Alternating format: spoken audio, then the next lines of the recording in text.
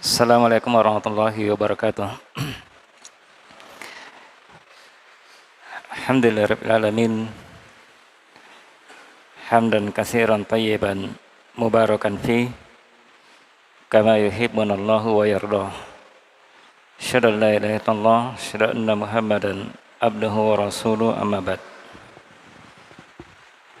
Alhamdulillah, pada malam hari ini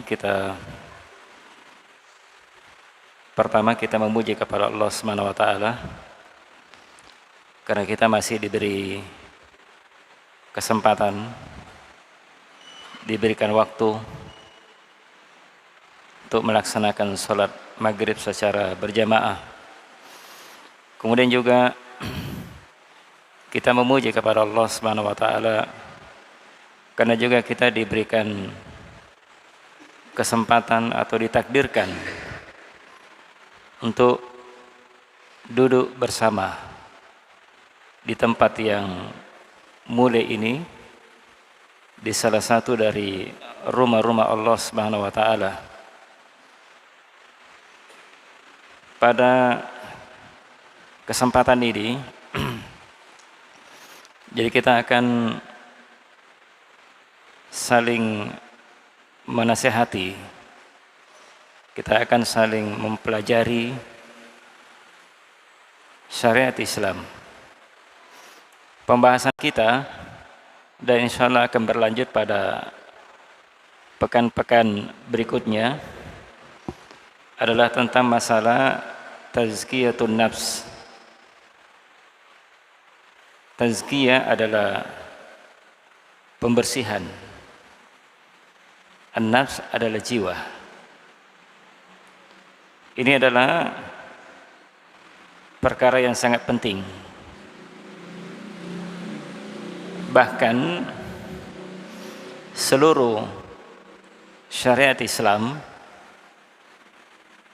itu tujuannya adalah untuk mensucikan jiwa tanpa kecuali.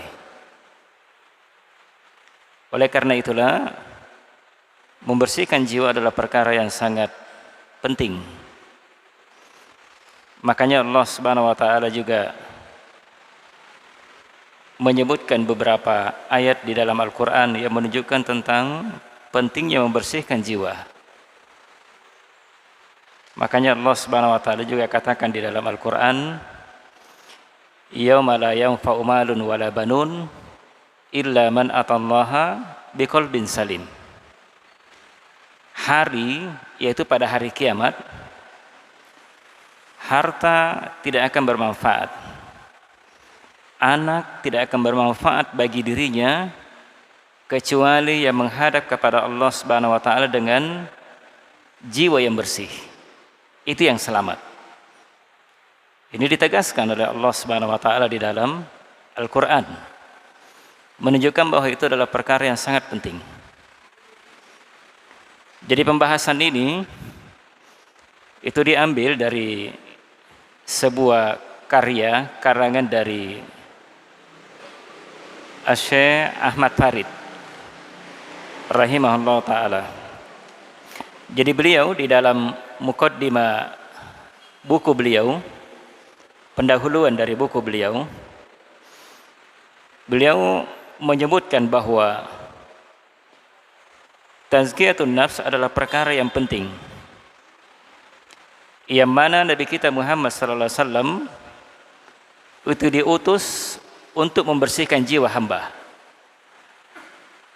Diutus untuk membersihkan jiwa semua manusia. Itu tujuannya. Kenapa dikatakan bahwa Nabi Muhammad diutus untuk membersihkan jiwa manusia? Ini pendalilannya beliau sebutkan di dalam Al-Qur'an. Allah Subhanahu wa taala berfirman itu dalam surah Al-Jum'ah, huwallazi ba'atsa fil ummiyina rasulan minhum yatlu alaihim ayatihi wa yuzakkihim wa yu'allimuhumul kitaba wal hikmah wa in kanu min qablu lafi dhalalin mubin. Dalam surah Al-Jum'ah Allah Subhanahu wa taala katakan di dalam Al-Qur'an, Huwallazi ba'atsa fil ummiyina rasulan. Dialah, yaitu Allah Subhanahu wa taala, yang mengutus fil ummiyin, yang mengutus rasul kepada umat yang ummi, tidak bisa membaca dan tidak bisa menulis. Itu secara umum keadaan. Secara umum keadaan kaum Quraisy pada waktu itu tidak bisa membaca, tidak bisa menulis. Jadi walaupun ada beberapa di kalangan orang Quraisy pada waktu itu bisa membaca, bisa menulis, tapi Nabi Muhammad sendiri itu tidak bisa membaca dan tidak bisa menulis. Allah Subhanahu wa taala menjadikan nabinya ummi, itu ada hikmah di balik daripada itu. Bukan hanya sekadar dijadikan, Allah Subhanahu wa taala sengaja menjadikan seperti itu, tapi ada tujuannya. Ada tujuan supaya manusia pada waktu itu tidak menyangka bahwa Nabi Muhammad SAW itu membacakan Al-Quran, mengajarkan Al-Quran kepada manusia berasal dari membaca buku, berasal dari tulisan, tidak. Tapi itulah berasal dari wahyu yang diturunkan oleh Allah Subhanahu wa taala kepada beliau. Jadi dialah Allah Subhanahu wa taala mengutus kepada ummi, umat yang ummi pada waktu itu, rasul, seorang rasul, yaitu Muhammad sallallahu alaihi wasallam, minhum, dari kalangan mereka sendiri. Bayangkan. Jadi Allah Subhanahu wa taala mengutus rasulnya Muhammad dari kalangan orang-orang Quraisy, orang-orang Arab pada waktu itu. Orang yang mereka kenal nasabnya, mereka kenal kebaikannya, kejujurannya. Mereka tahu dari mana asal muasalnya, tahu. Berasal dari keluarga yang mulia, nasab yang mulia Nabi Muhammad sallallahu alaihi wasallam. Jadi Allah mengutus rasul dari kalangan mereka sendiri, yatlu alaihim. Apa tujuannya? Rasul itu membacakan kepada mereka ayatihi. Jadi tujuannya adalah Rasul Muhammad diutus untuk membaca ayat-ayat Al-Quran kepada mereka, membacakan Al-Quran kepada mereka. Apa tujuannya? Wa yuzakkihim. Diingat bahwa Nabi Muhammad SAW diutus oleh Allah Subhanahu wa taala adalah yuzakkihim, untuk mensucikan mereka.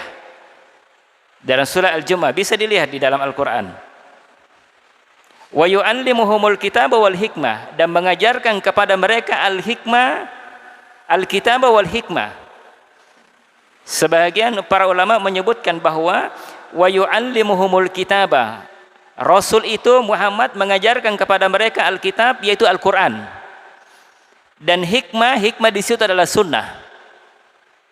Mengajarkan kepada manusia Al-Quran dan sunnah Rasul Muhammad SAW. Menunjukkan bahwa Rasul kita Muhammad SAW diutus kepada seluruh umat manusia, yuzakkihim, untuk mensucikan hati-hati mereka, mensucikan jiwa manusia seluruhnya. Jadi makanya syariat Islam seluruhnya, apakah itu duduk bermajelis ilmu, apakah itu membaca Al-Quran, apakah itu mencari nafkah untuk keluarganya, dan sebagainya, seluruhnya adalah tujuannya adalah untuk mensucikan jiwa manusia. Karena disebutkan dalam ayat ini, wa in kanu min qablu lafi dhalalin mubin. Sebelumnya mereka adalah dalam keadaan tersesat, menyimpang. Menunjukkan bahwa orang yang tidak mengikuti Al-Quran dan Sunnah, berarti dia dianggap oleh Allah Subhanahu wa taala dia dalam keadaan orang yang menyimpang. Karena di sini disebutkan bahwa sebelumnya mereka adalah orang-orang yang menyimpang. Jadi dengan datangnya Al-Quran, dengan datangnya Sunnah Nabi kita Muhammad SAW, datangnya Rasul Muhammad SAW, menjadikan mereka orang-orang yang tidak menyimpang lagi dari jalan Allah Subhanahu wa taala. Maka oleh karena itulah itu tujuannya. Tujuan Rasul Muhammad SAW juga diturunkannya adalah untuk menjelaskan kepada manusia dari ayat-ayat Allah Subhanahu wa taala. Dari ayat-ayat Allah Subhanahu wa taala. Kemudian beliau melanjutkan dalam muqaddimah beliau, oleh karena itulah beliau mengatakan, barang siapa yang ingin yarjullaha, ya barang siapa yang ingin mengharapkan kepada Allah Subhanahu wa taala, mengharapkan pahala di sisi Allah Subhanahu wa taala, mengharapkan keridhaan Allah Subhanahu wa taala, mengharapkan surga Allah Subhanahu wa taala, dan mengharapkan hari akhir, maka hendaknya dia ihtimam terhadap tazkiyatun nafs. Maka hendaknya dia memperhatikan pensucian jiwanya. Siapa yang mengharapkan pertemuan dengan Allah Subhanahu wa taala, karena dari sini menunjukkan kepada kita bahwa orang-orang yang beriman yang masuk ke dalam surga dipastikan dia akan melihat Allah Subhanahu wa taala dengan matanya, tanpa perantara. Tanpa perantara. Maka dia, siapa yang mengharapkan demikian, maka hendaknya dia memperhatikan, hendaknya dia punya perhatian yang sangat besar bagaimana dia mensucikan jiwanya, membersihkan jiwanya. Kemudian juga Allah Subhanahu wa taala menggantungkan, mensyaratkan keberuntungan seorang hamba, keselamatan seorang hamba ada dengan jiwa yang bersih. Ketika dia memiliki jiwa yang bersih, ketika memiliki jiwa yang bersih. Jadi keselamatan seorang hamba dunia maupun akhiratnya, kebahagiaan hamba, ketenangannya, kedamaiannya dunia maupun akhiratnya karena kebersihnya jiwanya. Memiliki jiwa yang bersih. Maka oleh karena itulah Allah sebutkan di dalam Al-Quran, dalam surah Asy-Syams, mungkin kita menghafalnya. Allah Subhanahu wa taala sebelum menyebutkan bahwa orang yang suci jiwanya adalah mendapatkan keberuntungan, kebahagiaan, ketenangan dunia maupun akhiratnya, Allah Subhanahu wa taala bersumpah sebelumnya. Bersumpah sebelumnya. Ini disebutkan oleh Allah Subhanahu wa taala. Sumpah Allah Subhanahu wa taala itu berturut-turut. Berturut-turut. Makanya Allah Subhanahu wa taala sebutkan wasyamsi waduhaha. Demi matahari waduhaha, dan waktu pagi, waktu duha, dan waktu duha. Jadi Allah Subhanahu wa taala bersumpah dengan matahari dan waktu duha. Kemudian juga wal qamari idza talaha. Ini sudah dua sumpah Allah Subhanahu wa taala. Wal qamari, dan demi bulan. Idza talaha, dan demi bulan ketika dia memancarkan cahayanya. Atau demi bulan ketika dia datang setelah terbenamnya matahari. Setelah terbenamnya matahari muncul bulan. Itu tiga sumpah Allah Subhanahu wa taala. Yang keempat wan nahari idza jallaha, dan demi siang hari ketika dia terang benderang, ketika berlalunya malam hari muncul siang. Allah Subhanahu wa taala bersumpah dengannya. Yang keempat, yang kelima wal laili idza yakshaha, dan demi malam yang menutupi siang. Jadi ketika hilang siangnya, datang malam hari menutupi siang. Seperti saat kita sekarang ini. Ini yang kelima, was-sama'i wa ma banaha, dan demi langit dan apa yang menghiasi langit itu dan segala bangunannya. Wal ardi wa ma tahaha, dan demi bumi dan hamparannya yang dihamparkan oleh Allah Subhanahu wa taala untuk kepentingan manusia, supaya manusia bisa mengambil manfaat di atas bumi itu. Wa nafsi wa ma sawaha, dan demi jiwa, wa ma sawaha, dan demi jiwa, dan demi ma sawaha, apa yang menyempurnakan jiwa itu. Menyempurnakan jiwa itu. Ini sumpah Allah Subhanahu wa taala. Demi sumpah Allah Subhanahu wa taala 10 atau 11 dari sumpah Allah Subhanahu wa taala. Jadi kalau Allah Subhanahu wa taala bersumpah, menunjukkan apa yang akan disebutkan setelahnya adalah perkara yang sangat penting. Perkara yang sangat penting yang harusnya setiap orang memperhatikan perkara itu. Karena Allah Subhanahu wa taala bersumpah. Jangankan Allah Subhanahu wa taala, manusia saja kalau dia sudah bersumpah, biasanya kita percaya kepada dia. Ini apalagi Allah Subhanahu wa taala. Allah Subhanahu wa taala yang penuh dengan kemuliaan dan penuh dengan keagungan, yang mana Allah Subhanahu wa taala tidak pernah berdusta dan tidak pernah menyelisihi janjinya. Tidak pernah menyelisihi janjinya Allah Subhanahu wa taala. Ini Allah bersumpah. Maka kemudian setelah itu disebutkan fa'alhamaha fujuraha wa taqwaha. Kemudian jiwa itu diberikan ilham oleh Allah Subhanahu wa taala, dia bisa menjadi fajir dan dia bisa menjadi takwa. Jadi jiwa itu ada dua kemungkinan, bisa dia menjadi fajir, bisa dia menjadi bertakwa kepada Allah Subhanahu wa taala. Fajir artinya dia orang yang senantiasa melakukan kesalahan, pembangkangan, tidak taat kepada Allah Subhanahu wa taala dan Rasulnya. Ini fajir namanya.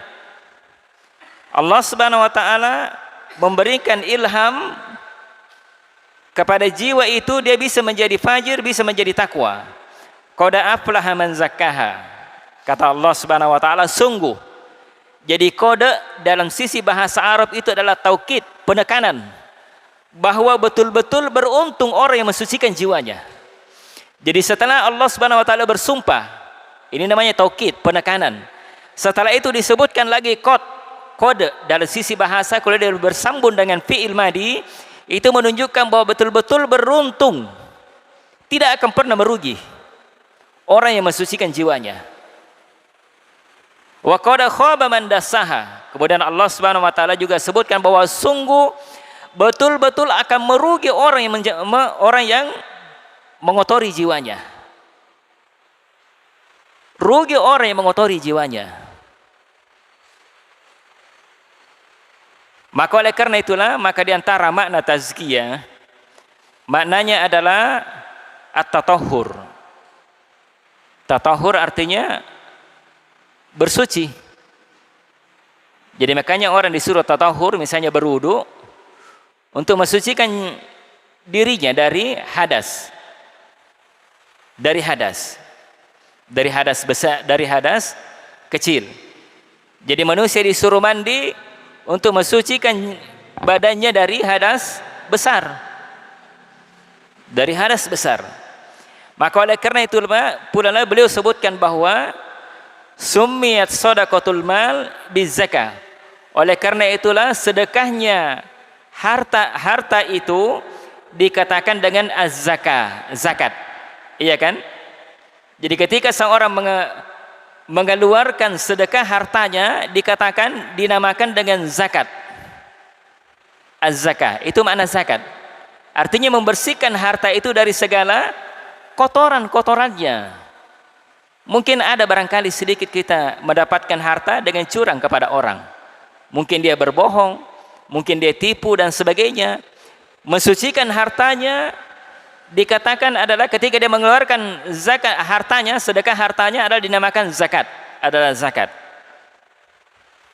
Dinamakan dengan zakat. Ini diantara makna apa namanya? Tazkiyah. Makna tazkiyah. Maka oleh karena itulah ini merupakan muqaddimah dari beliau tentang masalah tazkiyatun nafs. Dari satu ayat tadi disebutkan menunjukkan kepada kita bahwa yang perlu kita pahami bahwa seluruh syariat semuanya tujuannya adalah untuk membersihkan jiwa. Untuk membersihkan jiwa. Artinya ketika jiwa itu penuh dengan dosa, maka dibersihkan dengan melakukan kebaikan. Apakah itu membaca Al-Qur'annya, apakah itu dia belajar, apakah itu dia membantu saudaranya, apakah itu dia umrah atau dia haji dan sebagainya. Seluruhnya dari kebaikan yang diperintahkan oleh syariat, semua tujuannya adalah untuk mensucikan jiwa. Kenapa? Karena setiap kebaikan yang dilakukan oleh seorang hamba, itu artinya dia akan menggugurkan dosa yang dia lakukan. Innal hasanati yudhibnas sayyi'ah. Sesungguhnya segala kebaikan itu akan menghapuskan kesalahan-kesalahan yang dia lakukan. Berarti kan mensucikan jiwanya namanya. Membersihkan jiwa dari segala dosa yang dia lakukan. Dari segala dosa yang dia lakukan. Tetapi perlu dipahami juga bahwa ketika dia melakukan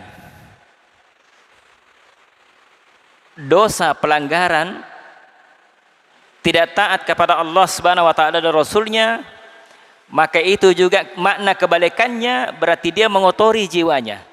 Dia menghapuskan kebaikan-kebaikan yang dia lakukan. Ketika dia melakukan kesalahan, pelanggaran dan sebagainya, itu berarti dia durhaka kepada Allah dan Rasulnya, berarti dia menghapuskan kebaikan-kebaikan dia lakukan. Apa buktinya? Allah Subhanahu wa taala berfirman, "Wala tubtilu shadaqatikum bil manni wal adha."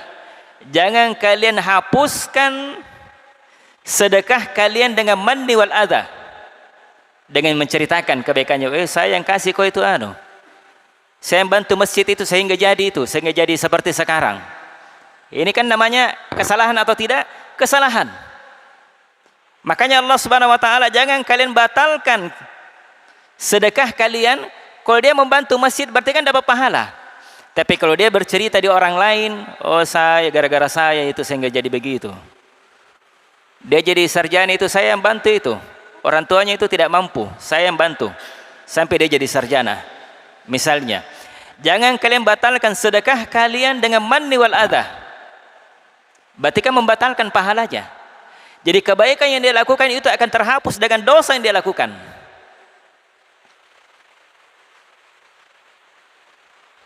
Itu pula yang disebutkan oleh Nabi kita Muhammad sallallahu alaihi wasallam. Nabi sallallahu alaihi wasallam mengatakan, ittaqillaha haitsu ma kunta. Bertakwalah kepada Allah Subhanahu wa taala dimanapun kalian berada. Wa atbi'is sayyi'atal hasanata tamhuha. Kata Nabi sallallahu alaihi wasallam, ikuti kejelekan itu dengan kebaikan, maka kebaikan itu akan menghapus kejelekan. Menunjukkan bahwa ketika seseorang melakukan kebaikan, yang namanya kebaikan, perkara yang ma'ruf adalah apa yang diperintahkan oleh syariat. Segala sesuatu yang dicintai oleh Allah Subhanahu wa taala itu adalah perkara yang ma'ruf namanya. Segala sesuatu yang akal sehat menganggapnya bahwa itu adalah baik. Kenapa? Karena akal yang sehat tidak akan pernah bertentangan dengan syariat. Akal sehat menganggapnya itu adalah perkara yang baik, maka itu adalah perkara yang ma'ruf namanya. Perkara yang ma'ruf. Jadi apapun kebaikan yang dia lakukan ma'ruf, yang diperintah oleh syariat, maka itu akan menghapus kejelekan yang dia lakukan. Berarti membersihkan jiwanya. Berarti semakin bersihkan jiwanya. Baik. Ini menunjukkan kepada kita bahwa betapa pentingnya pembahasan ini. Pembahasan membersihkan jiwa seorang hamba. Sebahagian ada orang, dia katakan dirinya dia membersihkan jiwanya. Tapi dia melakukan, dia bertapa di gunung sendirian. Apakah itu dianggap membersihkan jiwanya? Tinggal dilihat saja. Tinggal ditimbang dengan timbangan syariat. Apakah itu syariat kita memerintahkan demikian atau tidak?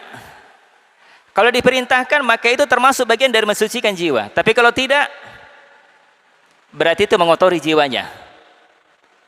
Ada dua kemungkinan saja seperti itu. Kalau tidak membersihkan jiwanya, berarti mengotori jiwanya. Ini sebagian ada orang modelnya seperti itu. Jadi harusnya kan ditimbang dengan syariat kita. Kenapa? Karena kita akan beragama berdasarkan dengan Al-Quran maupun sunnah Nabi kita Muhammad sallallahu alaihi wasallam.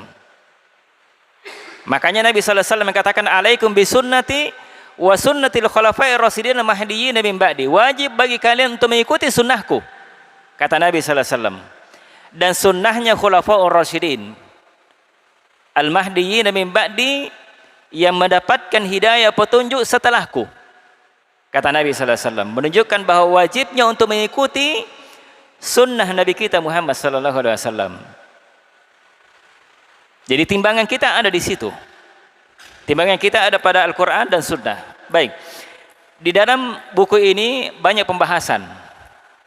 Akan dibahas tentang perkara-perkara yang akan mensucikan jiwa.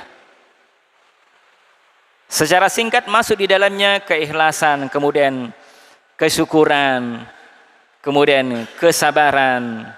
Di dalamnya juga akan dibahas nanti tentang hati yang mati. Bagaimana bentuknya, bagaimana tanda-tandanya hati yang mati itu. Bagaimana hati yang sakit. Akan dijelaskan di dalamnya nanti. Bagaimana tanda-tanda ciri-ciri hati yang selamat. Akan dijelaskan di dalam buku ini. Tentang masalah taubat, tawakalnya dia kepada Allah Subhanahu wa taala dan sebagainya, semuanya akan dibahas di dalam buku ini. Jadi ini kebanyakannya membahas tentang masalah amalan-amalan hati. Amalan-amalan hati, keikhlasannya, kemudian harapannya, rasa takutnya, kesabarannya, kesyukurannya, semuanya akan dibahas di dalam. Jadi semua akan berkaitan dengan masalah amalan-amalan hati. Apa amalan hati itu?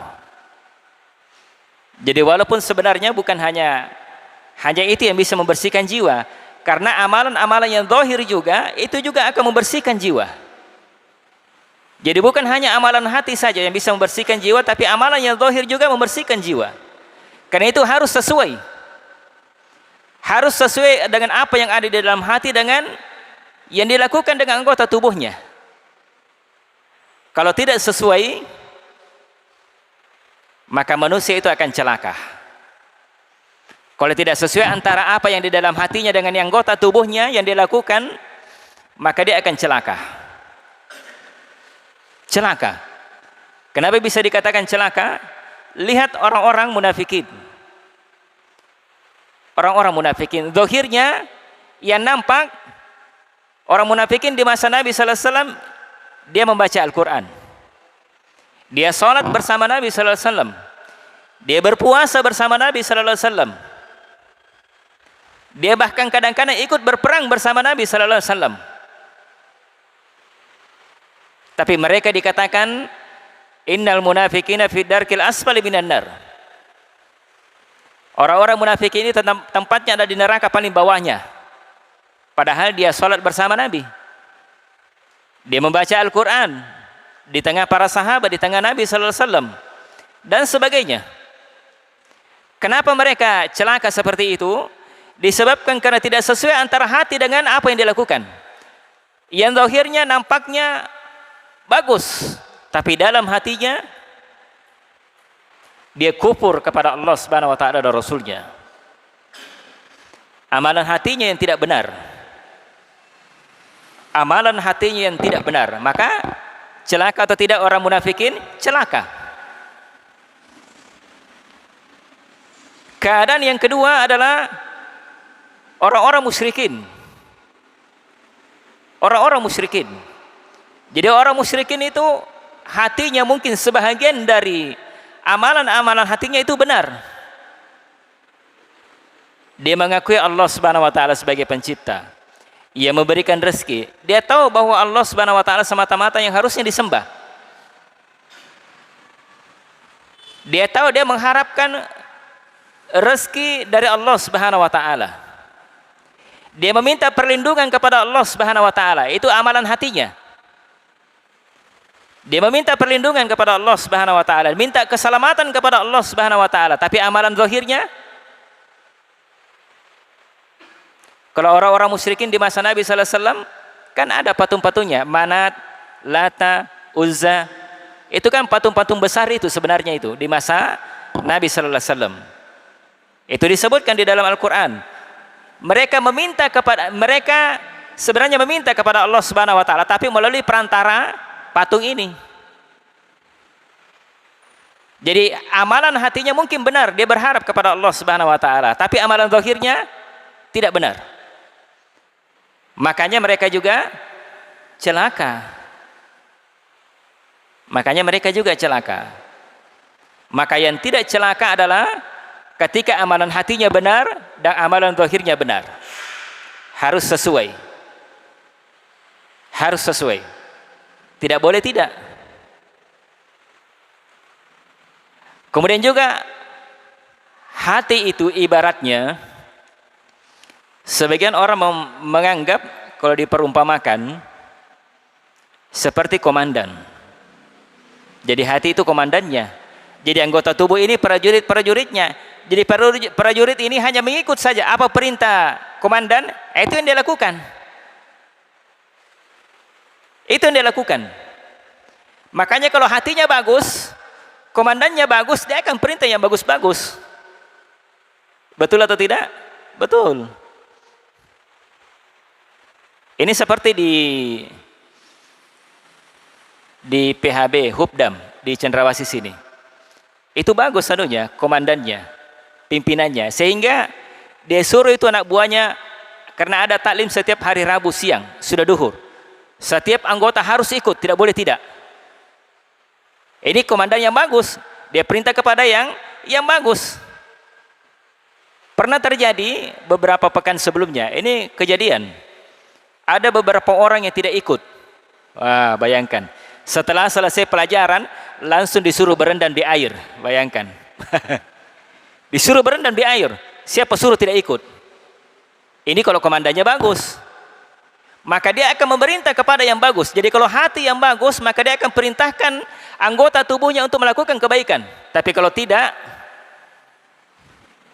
dia akan memerintahkan kepada kejelekan. Itu asalnya dari hati. Dari hati. Misalnya para penjual misalnya. Penjual jeruk misalnya. Ini dalam hatinya memang sudah mau menipu memang. Dia campur yang manis dengan yang kecut. Dia bilang manis. Coba Mi. Dia ambil jeruk yang manis. Kita coba, rasanya manis. Jadilah beli, sampai di rumah dicoba, ternyata kecut. Ya karena memang apa yang memerintahkan dia seperti itu. Kenapa dia melakukan? Karena hatinya yang rusak. Coba seandainya dia jujur, oh ini kecut, ini yang manis. Tapi mungkin dia berpikir, ya rugi saya kalau saya bilang begitu.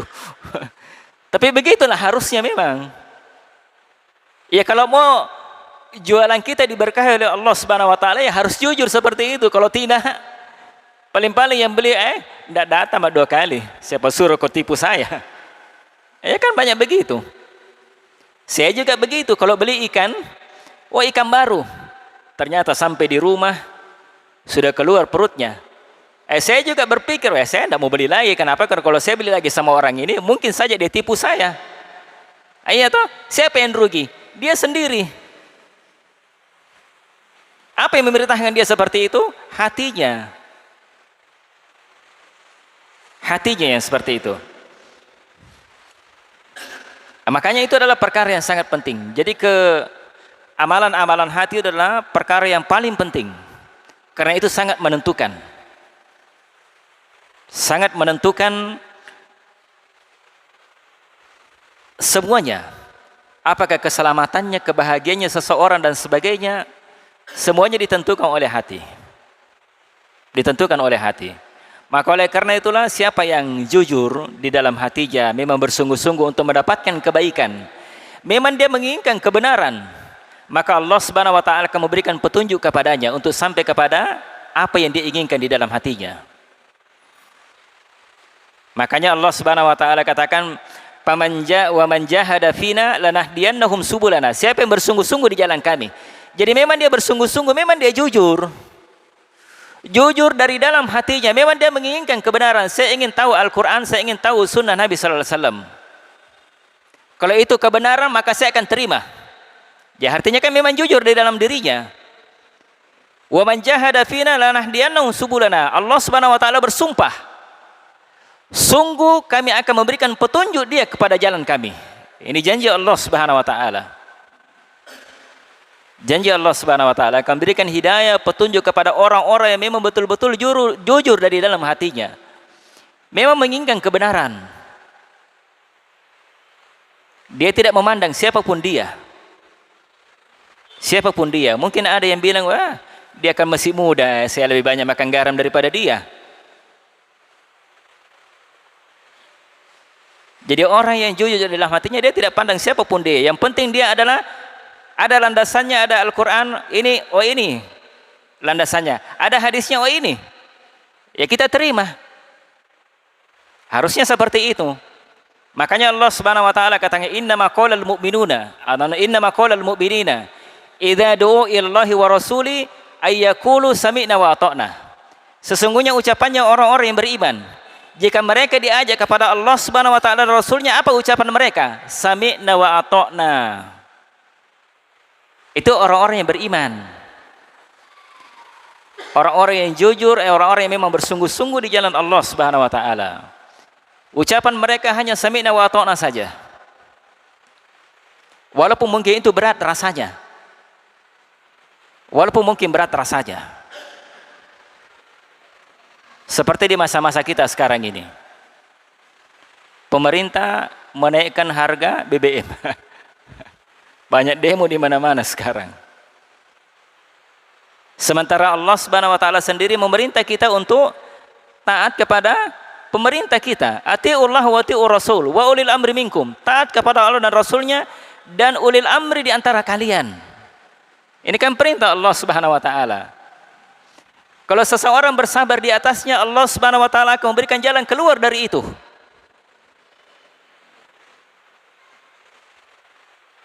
Makanya Allah Subhanahu wa taala katakan wa may yattaqillaha wa yarzuquhu min haitsu la yahtasib. Siapa yang bertakwa kepada Allah Subhanahu wa taala, Allah akan berikan rezeki kepadanya dari jalan yang tidak pernah dia sangka.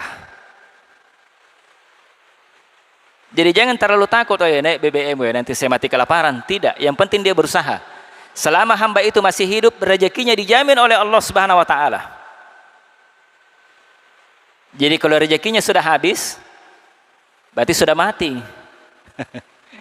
Kalau orang sudah mati itu berarti rezekinya itu sudah habis namanya. Tidak ada lagi. Selama dia masih hidup dijamin rezekinya oleh Allah Subhanahu wa taala. Dijamin rezekinya oleh Allah Subhanahu wa taala. Baik.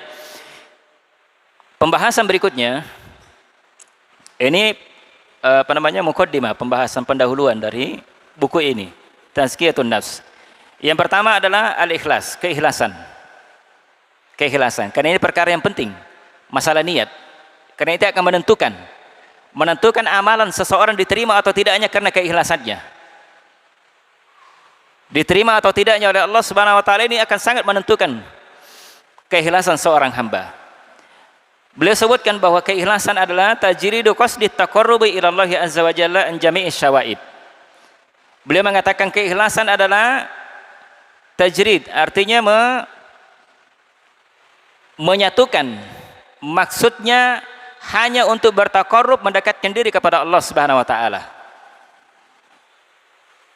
Menyatukan niatnya, maksudnya untuk bertaqarrub kepada Allah Subhanahu wa taala, mendekatkan diri. Itu keikhlasan namanya. Apapun dia lakukan. Apapun dia lakukan.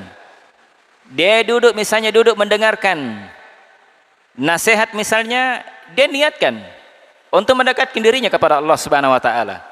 Untuk mengangkat kejahilan yang ada pada dirinya. Jahilan kepada yang ada pada dirinya. Dia mengharapkan pahala di sisi Allah Subhanahu wa taala. Ini namanya membersihkan, maksudnya niatnya hanya untuk mendekatkan dirinya kepada Allah Subhanahu wa taala. Dia bersihkan dari segala kotoran-kotoran yang akan menodai niatnya dia. Dia bersihkan misalnya dia duduk, saya duduk kan karena mengharapkan pahala, bukan karena ingin dipuji orang. Bukan karena ingin dianggap sebagai orang pintar, sebagai orang ahli ibadah dan sebagainya, tidak. Tapi betul-betul karena mengharapkan pahala di sisi Allah Subhanahu wa taala, mengharapkan keridhaan Allah Subhanahu wa taala, mengharapkan surga Allah Subhanahu wa taala, mengharapkan ingin bertemu dengan Allah Subhanahu wa taala. Semua itu masuk di dalam ikhlas namanya. Ketika dia melakukan amalan ibadah apapun yang dia lakukan, dia tidak pernah mengharapkan kepada yang lain selain daripada Allah Subhanahu wa taala. Kemudian juga ada yang mengatakan bahwa yang namanya keikhlasan adalah ifradullah azza wa jalla bil qasdi fit ta'ah. Ini sama tadi. Artinya dia menunggalkan maksudnya kepada Allah Subhanahu wa taala ketika melakukan ketaatan. Ini sama tadi dengan di atas. Mirip dengan di atas. Kemudian ada juga yang dikatakan keikhlasan adalah nisyanu ru'yatil khalqi bidawamin nadri ilal khaliq. Yang dikatakan keikhlasan adalah ketika nisyan artinya lupa. Artinya dia lupa ingin dilihat oleh makhluk. Artinya dia tidak ingin untuk dilihat oleh manusia. Dia tidak ingin dilihat oleh manusia. Artinya dia tidak ingin karena dia membaca memiliki suara yang bagus supaya dipuji orang misalnya. Dia membaca Al-Quran niatnya karena Allah Subhanahu Wa Taala, bukan karena ingin dikatakan sebagai orang yang ahli membaca Al-Quran misalnya. Dan macam-macam. Jadi bukan karena itu tujuannya. Jadi dia melupakan ingin dilihat oleh makhluk. Dan selalu ingin mengharapkan kepada Al-Khaliq, kepada Allah Subhanahu Wa Taala. Dan ini adalah merupakan keikhlasan, adalah merupakan syarat diterimanya amalan soleh. Amalan ketaatan apapun, syaratnya adalah dia harus mengikhlaskan niatnya karena Allah Subhanahu Wa Taala. Harus sesuai dengan perintah Nabi kita Muhammad sallallahu alaihi wasallam. Jadi segala amalan ketaatan, kalau ingin diterima amalannya oleh Allah Subhanahu Wa Taala, harus keikhlasan. Diikhlaskan hanya untuk Allah Subhanahu Wa Taala. Kemudian yang kedua, amalan soleh artinya amalan yang sesuai dengan perintah Nabi kita Muhammad sallallahu alaihi wasallam. Ini yang terakhir, dalilnya dari firman Allah Subhanahu Wa Taala, wa ma umiru illa liya'budullaha mukhlishina lahuddin. Mereka tidak diperintah kecuali agar supaya mereka beribadah kepada Allah Subhanahu Wa Taala, mengikhlaskan agama hanya untuk Allah Subhanahu Wa Taala. Diikhlaskan niatnya hanya karena Allah Subhanahu Wa Taala. Baik, mungkin karena waktu membatasi kita, jadi ini mungkin yang bisa saya bawakan pada hari ini. Insyaallah pada pertemuan berikutnya kita akan lanjutkan. Mudah-mudahan ada manfaatnya, kemudian lebih dan kurangnya mohon dimaafkan. Subhanakallahumma wa bihamdik, asyhadu an la ilaha illa anta, astaghfiruka wa atubu ilaik. Assalamualaikum warahmatullahi wabarakatuh.